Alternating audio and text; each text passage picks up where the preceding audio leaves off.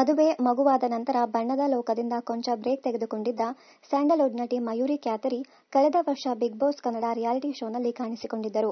ಇತ್ತೀಚೆಗೆ ಧಾರಾವಾಹಿಯೊಂದರಲ್ಲಿ ಅತಿಥಿ ಪಾತ್ರದಲ್ಲಿಯೂ ಸಹ ಅಭಿನಯಿಸಿದ್ದರು. ಈಗ ಅವರು ಪೂರ್ಣ ಪ್ರಮಾಣದಲ್ಲಿ ಸಿನಿಮಾದಲ್ಲಿ ಗುರುತಿಸಿಕೊಳ್ಳಲು ತಯಾರಿ ನಡೆಸಿದ್ದು, ಶೀಘ್ರದಲ್ಲಿಯೇ ಸ್ಯಾಂಡಲ್ವುಡ್ನಲ್ಲಿ ಕಮಾಲ್ ಮಾಡಲು ಸಿದ್ಧತೆ ನಡೆಸಿದ್ದಾರೆ. ನಟನೆಗೆ ಕಂಬ್ಯಾಕ್ ಮಾಡುವ ಬಗ್ಗೆ ಮಾಹಿತಿ ಹಂಚಿಕೊಂಡಿರುವ ನಟಿ ಮಯೂರಿ, ಮದುವೆ, ಮಗು ಅಂತಾದ ಮೇಲೆ ನಟಿಯರು ಕಂಬ್ಯಾಕ್ ಮಾಡುವುದು ಸುಲಭವಲ್ಲ ಎಂಬ ಮಾತಿದೆ. ಆದರೆ ಅದು ಸುಳ್ಳು ಎಂದಿದ್ದಾರೆ. ಬದಲಾಗಿ ಅವರಿಗೆ ಈಗ ಹಿಂದಿಗಿಂತ ಆತ್ಮವಿಶ್ವಾಸ ಹೆಚ್ಚಿದೆಯಂತೆ. ಅದೇ ರೀತಿ ಧಾರಾವಾಹಿ, ಸಿನಿಮಾಗಳಿಗೆ ಸಾಕಷ್ಟು ಅವಕಾಶಗಳು ಅವರನ್ನ ಅರಸಿ ಬರುತ್ತಿದ್ದು, ಸದ್ಯಕ್ಕೆ ಸಿನಿಮಾ ಕಡೆ ಗಮನ ಹರಿಸಿ ಸಾಕಷ್ಟು ಕತೆಗಳನ್ನ ಕೇಳುತ್ತಿದ್ದಾರೆ.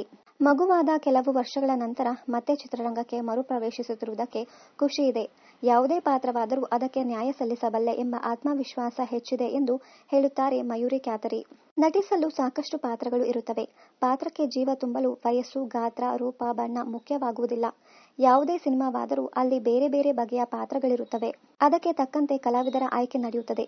ಹೀಗಾಗಿ ಅವಕಾಶಗಳು ಕಲಾವಿದರಿಗೆ ಸದಾ ಇರುತ್ತವೆ. ಅವುಗಳನ್ನು ಹೇಗೆ ಬಳಸಿಕೊಳ್ಳುತ್ತೇವೆ ಎಂಬುದು ಮುಖ್ಯ ಎಂದು ನಟಿ ಮಯೂರಿ ಹೇಳಿದ್ದಾರೆ. ಮನರಂಜನಾ ಕ್ಷೇತ್ರ ಸಾಕಷ್ಟು ಬೆಳೆದಿದೆ.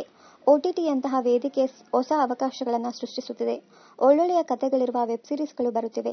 ಹೀಗಾಗಿ ವಿಭಿನ್ನ ಪಾತ್ರಗಳ ಸೃಷ್ಟಿ ಇಲ್ಲಿ ನಡೆಯುವುದರ ಜೊತೆಗೆ ಕಲಾವಿದರಿಗೂ ಅವಕಾಶಗಳು ಸಿಗುತ್ತಿವೆ. ನನಗೂ ವಿಭಿನ್ನ ಪಾತ್ರಗಳಲ್ಲಿ ಗುರುತಿಸಿಕೊಳ್ಳುವ ಆಸೆ ಎಂದು ಮಯೂರಿ ಅವರು ತಿಳಿಸಿದ್ದಾರೆ. ಕನ್ನಡ ಕಿರುತೆರೆಯಲ್ಲಿ ಅಶ್ವಿನಿ ನಕ್ಷತ್ರ ಧಾರಾವಾಹಿ ಮೂಲಕ ನಟನೆ ಆರಂಭಿಸಿದ Mayuri Kyatari, Krishnaleela, Ishtakamya, Nataraja service, Pogaru, wheelchair Romeo, Rustum, Nanna Prakara ಸೇರಿದಂತೆ ಹಲವು ಚಿತ್ರಗಳ ಮೂಲಕ ಅಭಿಮಾನಿಗಳ ಮನಸ್ಸು ಗೆದ್ದಿದ್ದರು.